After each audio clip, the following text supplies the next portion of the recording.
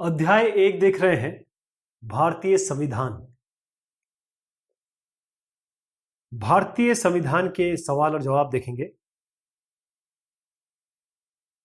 पहला है मूलभूत, यानी कि कॉन्स्टिट्यूटिव शब्द से आप क्या समझते हैं?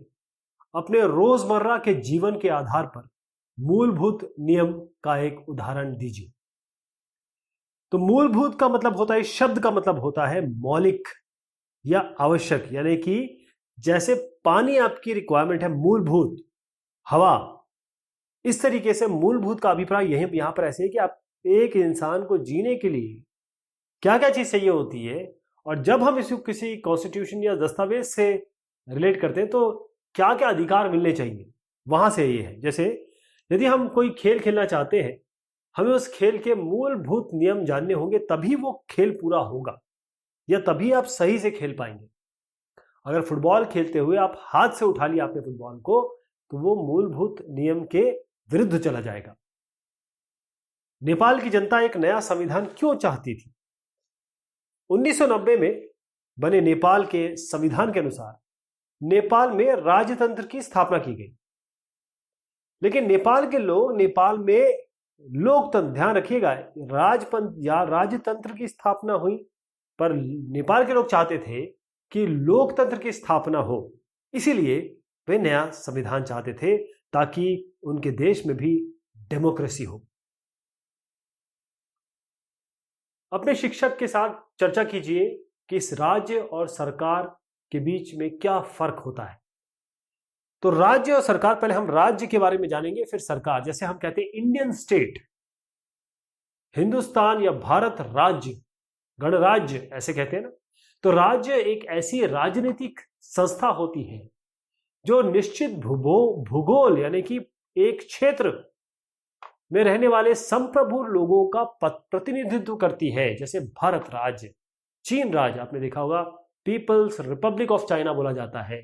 इंडियन, जैसे गणतंत्र को हम बोलते हैं तो भारतीय गणतंत्र ऐसा नाम लेते हैं। इसका मतलब हम एक स्टेट की बात कर रहे हैं, एक देश की बात कर रहे हैं। जब हम सरकार के बारे में बात करते हैं तो सरकार वो जो लोगों ने चयन की है, लोगों ने उनको वोट दिया है, वो कानून बनाती है, उन्हें लागू करती है।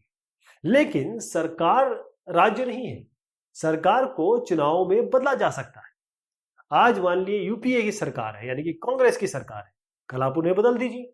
अगर उनका काम पसंद नहीं आता तो बीजेपी को ले आइए, बीजेपी और कांग्रेस का काम नहीं पसंद आता तो थर्ड फ्रंट का ले आइए, लेकिन राज्य तो चेंज नहीं होगा, सरकार बदलती रहेगी। इस परिस्थितियों में कौन से मौलिक, ये जो परिस्थितियां दी है, उनमें कौन से मौलिक अधिकारों का उल्लंघन हो रहा है? यदि 13 साल का बच्चा कालीन के कारखाने में मजदूरी करता है तो शोषण के विरुद्ध अधिकार का उल्लंघन हो रहा है। 14 साल से कम जिसकी भी आयु हो बच्चे की, उसको आप श्रम या फिर रोजगार में नहीं रख सकते। यदि किसी राज्य का कोई नेता दूसरे राज्यों के लोगों को अपने राज्य में काम करने से रोकता है, आपने देखा होगा कि एक जगह है जहां की राजनीति इसी बात पे चलती है कि यहां पर कोई दूसरे राज्य का आदमी नहीं आएगा, या वो आता है तो उसके साथ दुर्व्यवहार होता है। तो ये स्वतंत्रता का अधिकार है। ये जो देश है भारत गणराज्य जो है, उसमें कोई भी आदमी, कोई भी यहाँ का जो सिटीजन है, वो किसी भी जगह जाके किसी भी रोजगार को, किसी भी धर्म को, किसी भी तरीके से वो रह सकता है। ये उसके स्वतंत्रता का अधिकार है। यदि किसी जन समूह में राजस्थान में तेलुगु माध्यम का स्कूल खोलने की अनुमति नहीं दी जाती, तो इसमें आप कर रहे हैं सांस्कृतिक और शैक्षणिक अधिकार का उल्लंघन। यानी कि अगर कोई भी क्षेत्र हो, वहां पर कोई भी समुदाय, कोई भी विचार को मानने वाले लोग अपने विचारों का प्रसार कर सकते हैं और स्थापना कर सकते हैं अपने, या ये कहिए बिल्डिंग का, या अपने एक प्रांगण का। यदि सरकार सशस्त्र बलों में कार्यरत किसी अधिकारी को इसलिए पदोन्नति नहीं देती है क्योंकि वो अधिकारी महिला है, महिला, पुत्र, पुरुष, बेटा, बच्ची, चाचा, दादी, नानी, ये हमारे बनाए हुए शब्द है, ऊपर वाले ने हमें बनाने में कोई भेद नहीं किया है। तो हमारा संविधान भी यही कहता है, लड़का हो, लड़की हो, महिला हो, पुरुष हो, सबको आपको समान अधिकार देना है। तो यहां पर समानता के अधिकार का उल्लंघन हो रहा है। संविधान में मूल कर्तव्यों का भी उल्लेख किया गया है। ये नहीं कि आप केवल अपनी पावर एंजॉय करते रहे या आपको जो अधिकार वो मिले हैं, आपको कर्तव्य भी तो है, आपके कुछ कर्तव्य भी है। Responsibility comes with the power. आपको कुछ दिया है तो आपसे भी कुछ एक्सपेक्ट किया जाएगा। अपने शिक्षक की सहायता से पता लगाएं कि ये कर्तव्य कौन से हैं और लोकतंत्र में नागरिकों द्वारा इन कर्तव्यों का पालन करना क्यों महत्वपूर्ण है। तो संविधान का पालन करना ये आपका कर्तव्य है। राष्ट्र ध्वज और राष्ट्रगान का सम्मान करना आपका कर्तव्य है। भारत की संप्रभुता, एकता और अखंडता को कायम रखना, उसकी रक्षा करना यह आपका कर्तव्य है। राष्ट्रीय आंदोलन के प्रेरक विचारों को संजोए रखना और उन्हें पालन करना।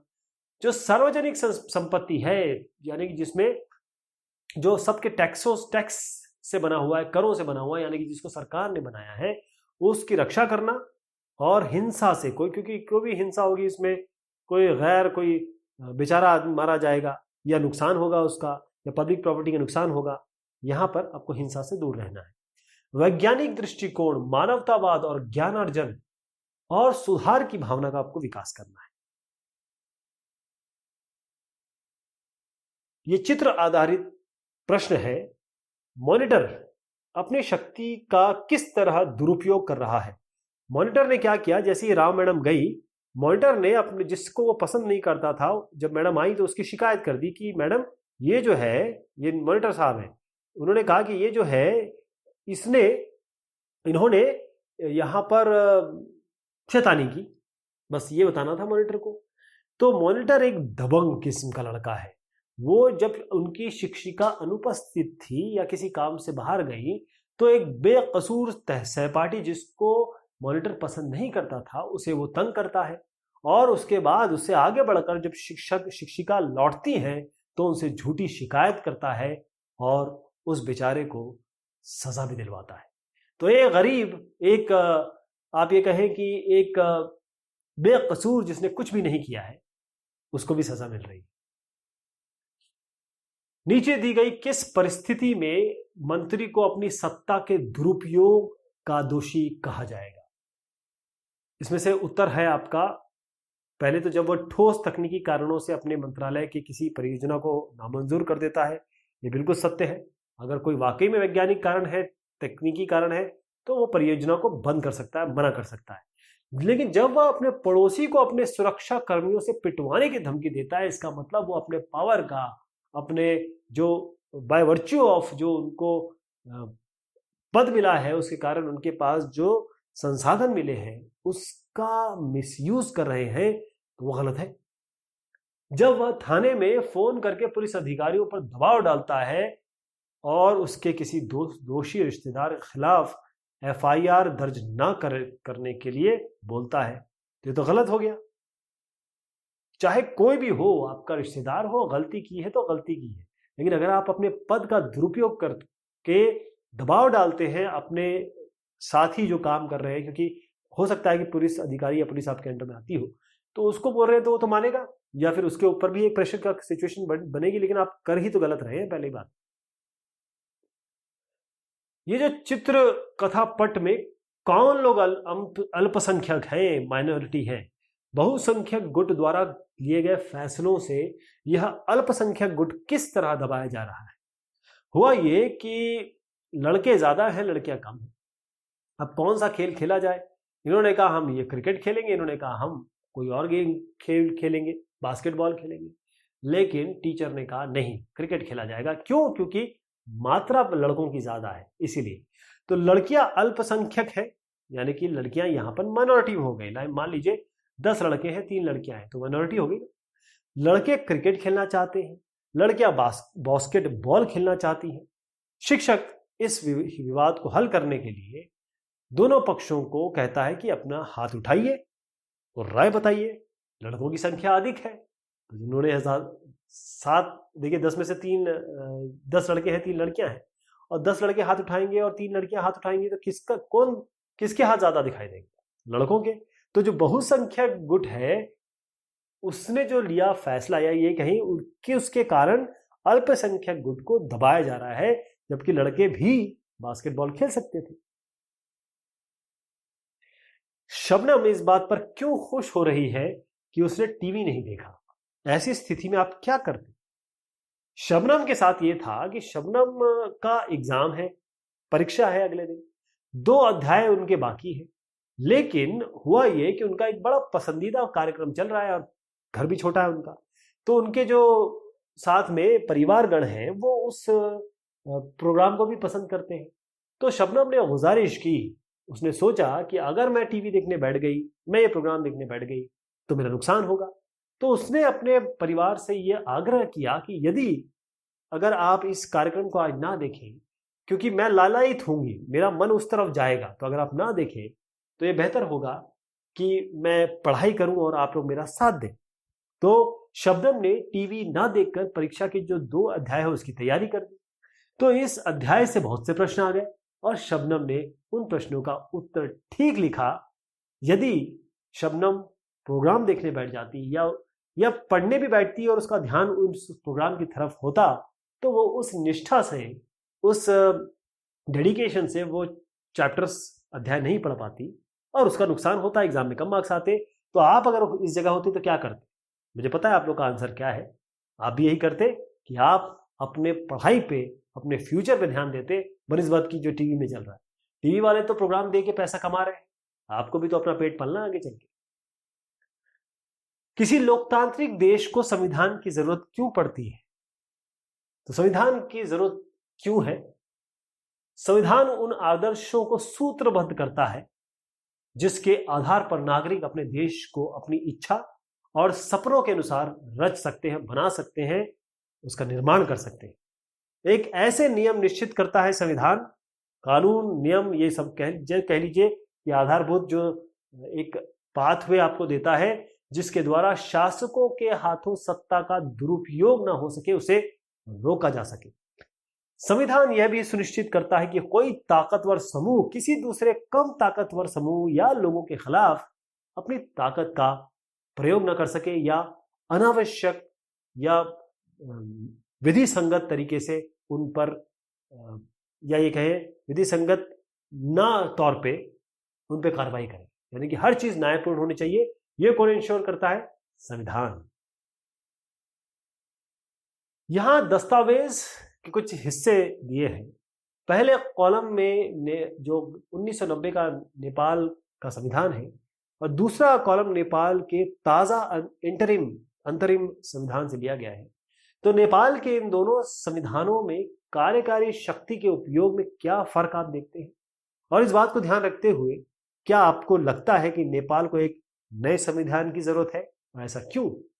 तो 1990 में नेपाल का जो संविधान है उसका भाग 7 कार्यपालिका के लिए लिखा हुआ है, कार्यकारी शक्तियां, नेपाल अधिराज्य की कार्यकारी शक्तियां महामहिम नरेश एवं मंत्री परिषद के निहित होंगी। यानी कि जो नरेश है राजा है और उन्होंने जो मंत्रीगण बनाया है, उनके जो मंत्री हैं उनके पास पावर्स होंगी। जबकि अनुच्छेद 37 2007 का जो है उसमें वहां पर लिखा गया है कि कार्यकारी जो शक्तियां हैं नेपाल की कार्यकारी मंत्री परिषद से निहित होंगी।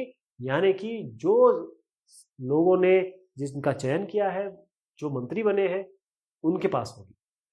तो 1990 में संविधान में कार्यकारी की जो शक्तियां हैं राजा के हाथ में केंद्रित है, जबकि 2007 के जो अंतरिम संविधान है उसमें सत्ता की कार्यकारी शक्तियां मंत्री परिषद के हाथ में रहेंगी। दूसरे जो पक्ष है या दूसरा जो उत्तर है उसका सवाल का उत्तर ये है, हाँ, नेपाल में नई संविधान की जरूरत है, क्योंकि 1990 के संविधान में वे आदर्श निहित नहीं है जो नेपाल की जनता चाहती है। नेपाल की जनता जागरूक हो चुकी है, वो चाहती है, वो ये महसूस करती है कि उनके हाथ में सारी बागडोर होनी चाहिए।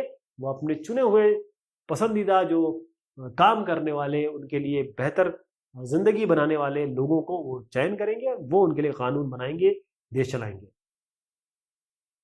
अगर निर्वाचित प्रतिनिधियों की शक्ति का कोई अंकुश ना होता तो क्या होता? आप देखें अगर आप कंट्रोल्ड एनवायरनमेंट में, अगर मान लीजिए आपने दूध चढ़ाया है और आपने गैस पूरी तेज कर दी, तो क्या होगा? दूध अल्टीमेटली फॉल हो जाएगा, गिर जाएगा, गैस भी खराब होगी, दूध का भी नुकसान होगा। तो अगर आप किसी शक्ति पर अंकुश नहीं लगाते हैं तो नुकसान होता है। तो निर्वाचित प्रतिनिधि शक्तियों का दुरुपयोग कर सकते हैं, अपनी मनमानी कर सकते हैं। ये करते शब्द मैं नहीं यूज करूंगा, कर सकते हैं, क्योंकि जिनको आपने चूज किया है बहुत, क्योंकि हम लोग सब समझदार हैं, ऐसे को चूज करेंगे जो हमारे लिए काम करे, ना तो किसी धर्म विशेष के लिए काम करे, ना किसी समुदाय विशेष के लिए काम करे, ना किसी और किसी जाति या फिर वर्ग या फिर कास्ट या क्रीड के लिए काम करे, वो देश के लिए काम करे। वे किसी को भी डराने, धमकाने और दबाने की कोशिश कर सकते हैं, अल्पसंख्यकों की उपेक्षा कर सकते हैं। तो अल्पसंख्यकों की, क्योंकि देखिए जब आप यहां पर खड़े हैं, आपका एक भाई है, छोटा भाई, उसको अभी ज्यादा कुछ पता नहीं है या उसको अधिकार भी नहीं मिले हुए। आपको सारे अधिकार मिले हैं कि बाइक में जाओ बेटा, ट्यूशन पढ़ लो, ये कर लो, वो कर लो। आपकी जिम्मेदारी है कि इस छोटे से भाई को आप संभालें, संवारें, उसका संरक्षण करें और उसके पास उसको आगे बढ़ने में मदद करें। जब आप एक बहुसंख्यक होकर एक अल्पसंख्यक के खिलाफ उसको नुकसान पहुंचाते हैं, मारते पीटते या और कोई उसके लिए बोलते हैं कि तुम यहां चले जाओ, तुम वहां चले जाओ, गलत होगा। वे अपने निर्णय जनता पर जबरदस्ती थोपते, जिस कारण से नागरिक अपने अधिकारों और स्वतंत्रताओं का उपयोग नहीं कर पाते। जो निम्नलिखित स्थितियों में अल्पसंख्यक कौन है? इन स्थितियों में अल्पसंख्यक यानी कि जिनकी संख्या कम होती है, अल्प मतलब कम, संख्या मतलब नंबर, संख्या, उसके विचारों का सम्मान करना क्यों महत्वपूर्ण है? इसका एक एक कारण बताइए। तो एक स्कूल में 30 शिक्षक है, उनमें से 20 पुरुष है। 20 पुरुष है तो कितनी महिलाएं हुई? 10 पुरुष, 10 महिलाएं हुई। तो यहां महिलाएं अल्पसंख्यक है। महिलाओं के विचारों का सम्मान करना महत्वपूर्ण है, क्योंकि वे भी पुरुषों के बराबर योग्यता रखती हैं एवं स्कूल में पुरुषों के बराबर ही भूमिका निभाती। मैं अगर अपना पर्सनल व्यू बताऊं तो मैं तो समझ नहीं पाता हूं कि महिलाओं को और पुरुषों को देखा कैसे जाता है। दोनों बराबर हैं। ऊपर वाले ने जब कोई अलग नहीं बनाया, जब दोनों को एक ही तरीके से संरचना की है, बल्कि महिलाओं तो ज्यादा उनको प्रॉस्पर किया है बाकी कैरेक्टरिस्टिक से। एक शहर में 5% लोग बौद्ध धर्म को मानते हैं, तो 10 में से 100 में से 5 लोग केवल बौद्ध हैं, तो ये अल्पसंख्यक हो गए। अब उनके विचारों का सम्मान करना हमारे लिए महत्वपूर्ण है, क्योंकि हम भारत धर्मनिरपेक्ष है, सेकुलर देश है। इसलिए प्रत्येक समुदाय को अपनी संस्कृति की रक्षा और विकास करने का अधिकार है। इसमें हमको उनकी मदद करनी चाहिए। एक कारखाने में भोजनालय में 80% कर्मचारी शाकाहारी है। तो अगर 80% शाकाहारी है तो 20% जो है वो नॉन वेजिटेरियन है। अब देखिए, अगर आप विदेश चले जाएं, अगर आप मान लीजिए यूरोप चले जाएं, कनाडा चले जाएं, यूएस चले जाएं, तो वहां सारे जानवरों को लोग खाते हैं। लोग जानवरों को खाते हैं। हमारे यहाँ ऐसा है कि कई जानवर जो है वो हम लोग क्योंकि धार्मिक हैं और कई जानवर हम नहीं पसंद करते कि वो खाए जाए, बल्कि हम पसंद ही नहीं करते कि कोई जानवर। लेकिन बात यह है कि ऐसी जगह है जहां पर विषम परिस्थितियां, वहां पर उनको वो खाना पड़ता है, रहना पड़ता है। तो अगर मांसाहारी अल्पसंख्यक हो गए यहाँ पर, तो उनके विचारों का सम्मान महत्वपूर्ण है, क्योंकि हर व्यक्ति का अपना पसंद है। मैं अपनी पसंद उस पर नहीं थोप सकता कि मैं वेजिटेरियन हूं तो तुम भी वेजिटेरियन बन जाओ, यह गलत हो जाएगा। कल को अगर वो पलट के बोलने लगे कि हम मांसाहारी, आप मांसाहारी बन जाए, तो कैसे चलेगा?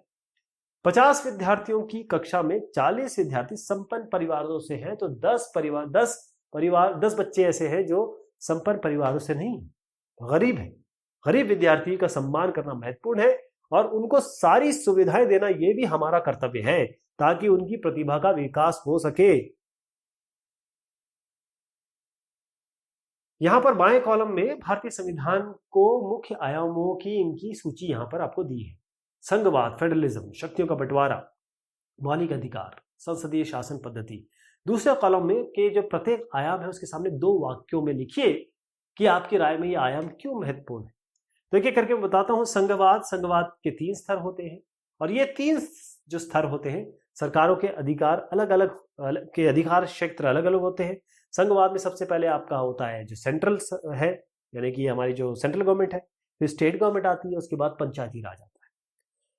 शक्तियों का बंटवारा, सरकार को 3 अंगों में विधायिका, कार्यपालिका और न्यायपालिका के बीच शक्तियों का बंटवारा इस प्रकार किया गया है कि कोई भी अंग अपनी शक्ति का दुरुपयोग ना कर सके, इसीलिए इंपॉर्टेंट है ये। मौलिक अधिकार, देश के सभी नागरिकों को राज्य की सत्ता के मनमाने और निरंकुश इस्तेमाल से बचाने के लिए मौलिक अधिकार जरूरी है। संसदीय शासन पद्धति, जो वयस्क नागरिक हैं देश के, वो अपने प्रतिनिधि चुन सकते हैं, चाहे वो आप विधायक चुन रहे हो, चाहे पार्षद चुन रहे हो, या आप एमपी चुन रहे हो। इस नक्शे में जो देशों है, देश अलग अलग जो है उनके रंग आप भरिए। भारत को आप लाल रंग से भरेंगे, नेपाल को, देखिए मैं बता देता हूँ, ये पूरा भारत है, ये पूरा भारत है।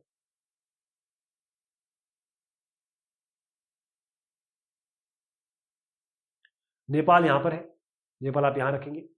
और बांग्लादेश ये बांग्लादेश है, ये नेपाल है।